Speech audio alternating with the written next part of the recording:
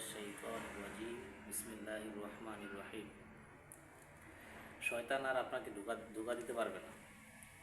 শয়তান আপনাকে আর কখনোই ধোঁকা দিতে পারবে না যদি আপনি শয়তানকে চিনতে পারেন, শয়তানকে বুঝতে পারেন যে শয়তানের আসলে কাজ কি, শয়তান আপনাকে কীভাবে ধোঁকা দেয়।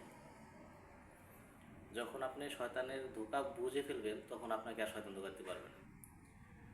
ধরেন আপনি নামাজে দাঁড়াইছেন, আমি নামাজে দাঁড়াইছি, নামাজে দাঁড়ানোর পরে সূরা পড়তেছি আলহামদুলিল্লাহি রাব্বিল আলামিন আর রহমানির রহিম, এভাবে যখন সূরা পড়তেছেন তখন আপনার একটা কথা মনে পড়ে যায়।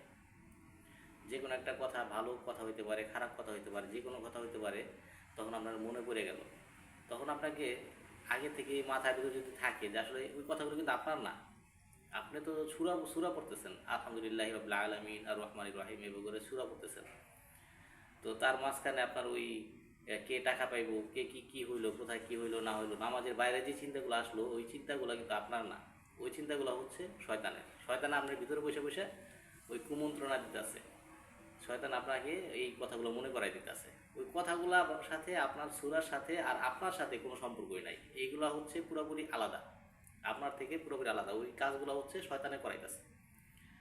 ধরেন আপনি রাস্তা দিয়ে যাইতেছেন, কিছু একটা দেখলেন, দেখার পরে আপনার ভিতরে খারাপ অনুভূতি হইলো, যখন আপনার খারাপ লাগতেছে, যেমন একটা মেয়ে মানুষই ধরেন যাইতেছে, তখন আপনি দেখে ভিতরে খারাপ কিছু জাগলে তখন আপনার ভিতরে যেমন খারাপ কিছু জাগবে ওইটা কিন্তু আপনার না, ওইটা আপনি না। আপনার ভিতরে আরেকটা তখন সাথে সাথে একটা জিনিস কাজ করবো, অস্থিরতা, যে আপনার ভিতরে খারাপ লাগাও কাজ হবে, ভালো লাগাও কাজ হবে, বুঝতে পারে। যদি ভালো লাগা খারাপ লাগা কাজ হয় তখন আপনি আপনার বুঝতে হবে যে আপনার ভালো লাগা যেই কাজটা করতেছে এই ভালো লাগাটা হইতেছে শয়তানের। সে আপনার ভিতরে ভালো লাগে, কিন্তু অস্থিরতাটা হয়েছে আপনার।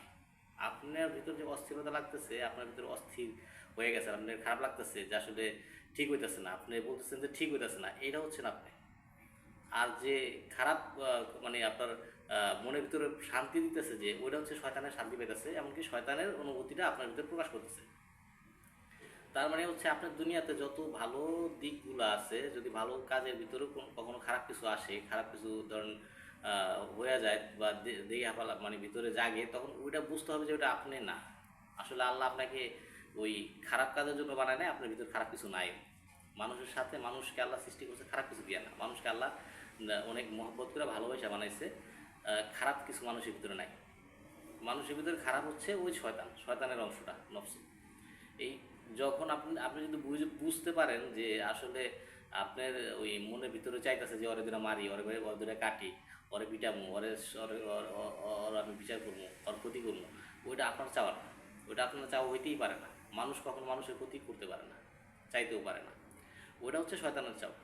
শয়তানের চাওয়া আপনাকে বুঝতে হবে যে আপনি যদি বুঝেন যে না ওইটা তো আমার চাওয়া না, এই চাওয়াটা তো আমার না, আমার ভাইয়ের ক্ষতি চাওয়া তো আমার না, আমার ভাইয়ের ক্ষতি কি আমি চাইতে পারি?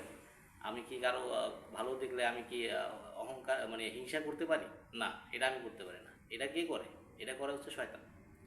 শয়তানের কাজই হচ্ছে কিভাবে আমরা ধ্বংসের পথে যাব। তো আপনাকে বুঝতে হবে যে এটা আমার চাওয়া না, এই চাওয়াটা, এই দেখাটা, এই কথাটা, এই ভাবনাটা, এই সব পুরাপুরি হচ্ছে শয়তানের কাজ। আপনি যদি বুঝতে পারেন, সাথে সাথে যদি একটু চিন্তা করেন যে না আসলে তো আমি নামাজে দাঁড়াইছি, নামাজের মধ্যে এই কথা তো আমার আসার কথা না, এটা তো আমার কথা না, এটা শয়তানের কথা, আপনার মতো আপনি সূরা পড়তে থাকেন, দেখবেন ইনশাআল্লাহ আপনাকে শয়তান আর ধোঁকা দিতে পারবে না। কারণ শয়তান আপনার ভিতরে কাজ করে ঠিকই, আপনার মনে মনে ভাবতে পারেন যে আপনার মনে বলতেছে না, আপনার মন কখনো খারাপ কিছু চায় না। আপনি যে যে আপনি আপনার নিজের যে সত্তা, আমার যে নিজের সত্তা, সে কখনো খারাপ চাইতে পারে না, আমার নিজের ক্ষতি কখনো চাইতে পারে না।